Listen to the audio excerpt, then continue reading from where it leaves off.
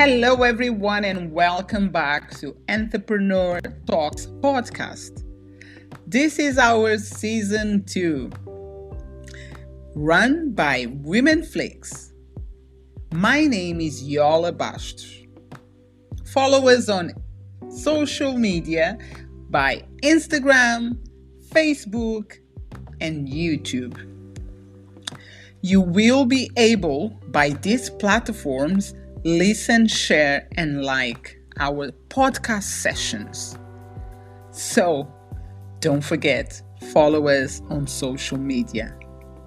And if you want, you also can follow us on Spotify or iTunes or Anchor. You have plenty of choices, or you can choose all. So, I just want to say have fun, because it's new stories, new season, new inspirations. Stay tuned, and I speak with you later. Bye.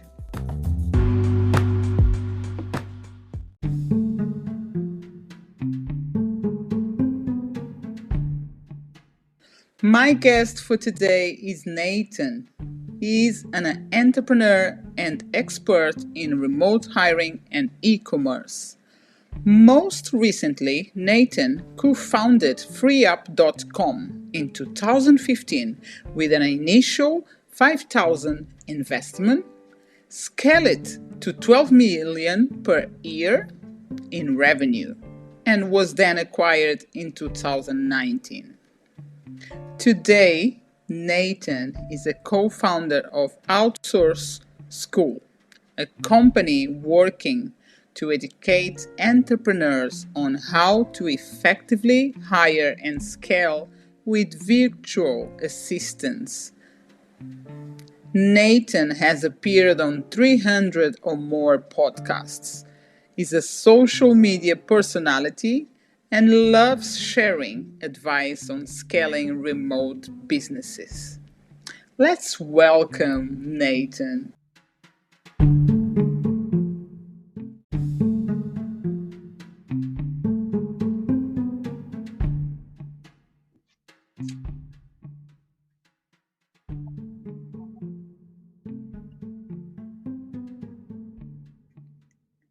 Hello, Nathan, and welcome to my podcast. Thank you so much for joining me today.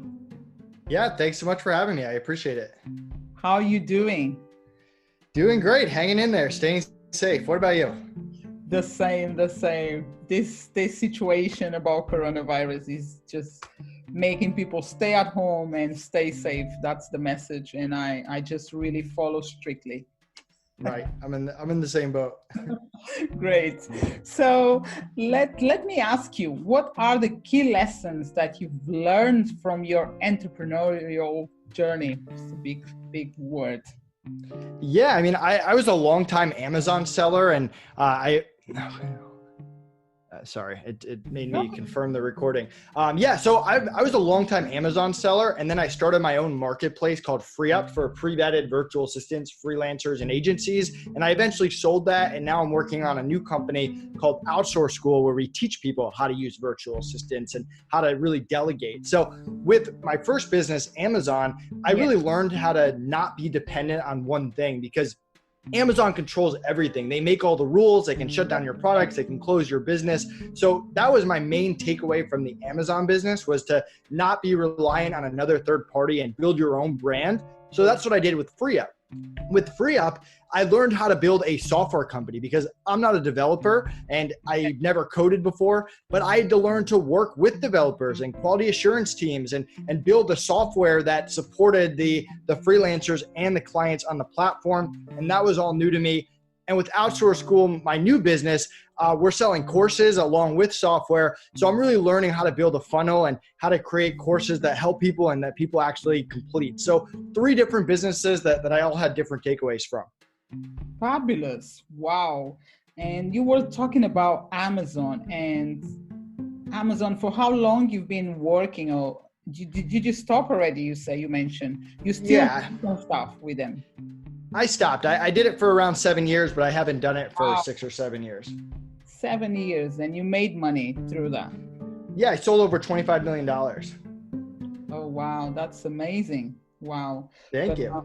Okay, really good. Wow. I want to learn these lessons. I want to learn the tricks. How do you do this? How do you done? Because I actually tried to sell my book, one of my books I released like a few months ago, but I don't see anything happening, and I don't know what exactly. I'm probably doing something wrong there, because I don't know. Is a way to do things in a way on Amazon that increase your how I say, like makes money. You can make money, but I don't really know yet, but I will get it, I believe. Wow.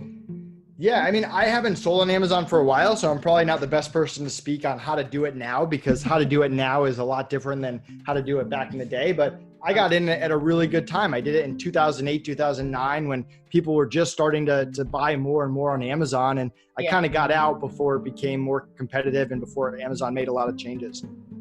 Okay, yeah. So, and how long you've been on this journey, on your entrepreneurial journey? 10 years. I've never had a real job. I mean, I started my Amazon business when I was a sophomore in college. So I had some jobs and internships before that were part-time or during the summers full-time. But after that, I mean, I was running a business by the time I graduated, and I never looked back. That's beautiful. Wow. From young, you were in school, right? And you start to do this from your room. I remember I read your description from your... Yeah, I started it buying and selling textbooks in my dorm room, and that eventually took me to Amazon. What was the why you started? What happened? I mean, I originally started my own business because I hated working for other people. I hated having a boss. I didn't want any part of that when I graduated. So that was the original why. But then through Amazon, I mean, I wasn't really helping anyone besides myself, besides my manufacturers. And I always wanted to contribute more than that. So when I started FreeUp, I got to help clients and help virtual assistants and pay out millions of dollars to VAs around the world.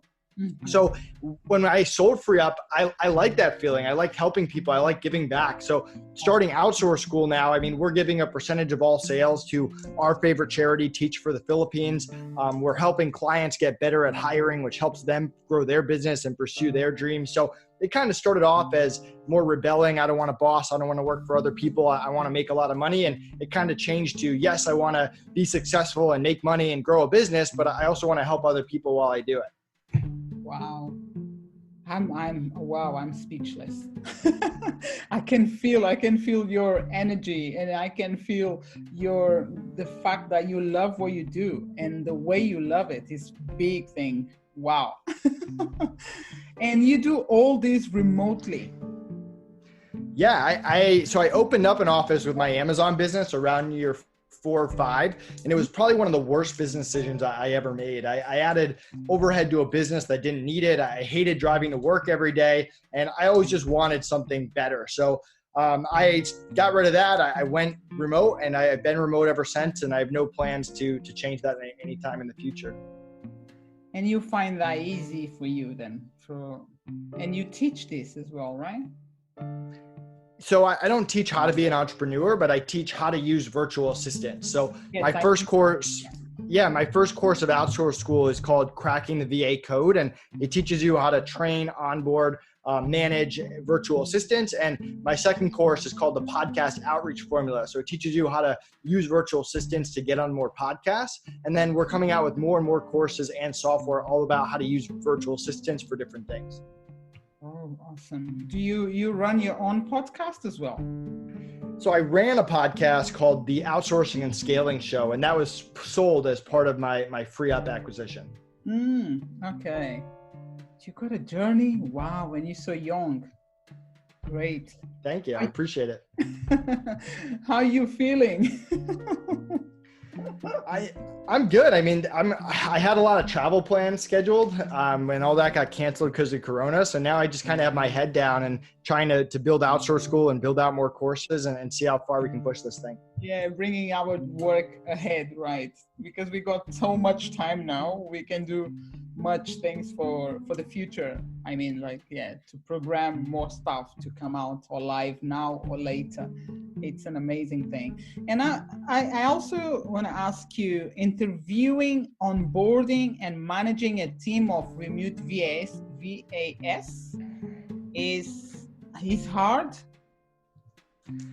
It takes strong communication and it takes systems and processes. And that's a lot of what we teach is, hey, this is a good system for interviewing. This is how you onboard them and set expectations. This is how you train them and manage your time. And then once you invest time, energy, and money into them, this is how you communicate with them, how you run meetings, how you keep them around and happy long term. And if you focus on improving your processes, hiring virtual assistants, I wouldn't say becomes easy, but it becomes something that can be a valuable part of your business that you can incorporate to help scale and save money and really grow. Great. And you must know a lot of ways to use this remotely, like these platforms, because right now we're using Zoom, but I'm sure that is more than this. I know it's more than this, like Skype, Zoom, and it's another companies. But in terms of free stuff, do you want to say something to my listeners? Any platforms that they can use? Yeah, I'm a big fan of Slack. I used to use Skype, but I use Slack now. I love Trello. I use a lot of Google Docs. Oh, okay. That's good. Oh, hello, Nathan. I just lost your voice.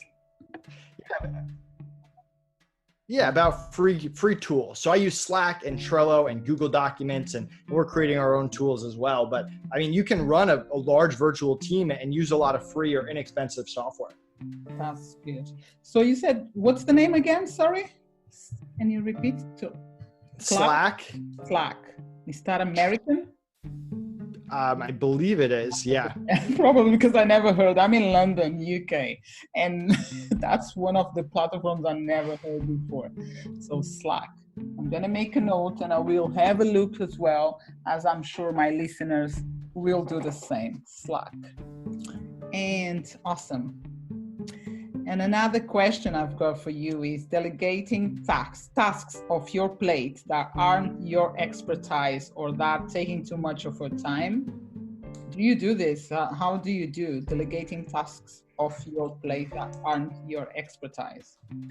Yeah, so I like to create a list of everything I'm doing on a day-to-day, week-to-week, month-to-month basis, and I prioritize them from easiest to hardest. And I slowly chip away and take the easiest things off my plate. And I also have a 90-day rule. I don't do anything longer than 90 days without taking it off my plate. So the first 30 days, I'm doing it myself. I'm figuring out what works, what doesn't work, throwing stuff against the wall.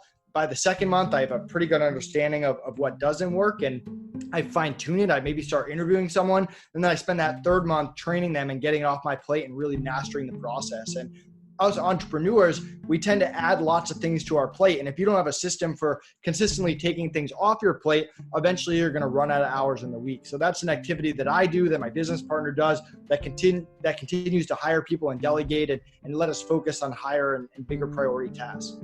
That's amazing. That sounds a plan, a really good plan. And do you run any webinars on this specific how to plan for your days, for 90 days? Do you do anything like that at all? We don't, but in our Cracking the VA Code course, for anyone listening that goes to OutsourceSchool.com, we go over how to delegate, and it's really the first step before you start interviewing someone. That's great. That's great to know, because my listeners can go there and find information and register on your website. Amazing. Definitely. Great. And how my listeners can get in touch with you? Yeah, so I'm easy to contact. Go to Nathan Hirsch go to Nathan Hirsch on Facebook or LinkedIn. Go to The Real Nate Hirsch on Twitter and Instagram. Go to OutsourceSchool.com and join our newsletter. And feel free to reach out to me. I'm one of the easiest people to contact. Great. And you also sent me a promotion, OutsourceSchool.com VACA calculator, something like that. Yeah, so we have a great tool that can help you figure out how many VAs you can afford. Just go to OutsourceSchool.com/VA calculator and you can get this free tool. Great. Okay, that's great. So what exactly this means? That does? So you put in information about your business and it tells you how many VAs you can afford. So if you can afford 2 full-time, 1 part-time, whatever it is, and if you know how many people you can hire, that's a good first step to start that hiring process. Okay, I understood now. Oh, fantastic. I will do it for myself, for my business. Yes. Yes, Nathan, this is it. Our podcast is done. And I'm so glad, and I thank you so much for joining me. And it's amazing to be able to talk about something that I never spoke before, which is the way you create your own things and build up your business, and you carry on and you keep building more business. And that's amazing. It's such an inspiration to be listening your story. Thank you so much. Yeah, thanks so much for having me. You're welcome. Bye-bye. Bye.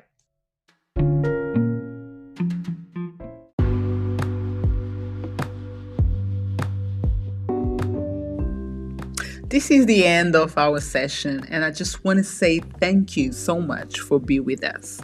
I hope that you enjoy. And if you would like to listen again, make sure you follow us on social media. Each session will be always on our pages. And also on our profile, you will get access to a link which will take you to Anchor, Spotify, iTunes, or other platforms where you can listen podcast sessions. Thank you once again, and I speak with you very soon. I see you next week. Take care. Bye-bye.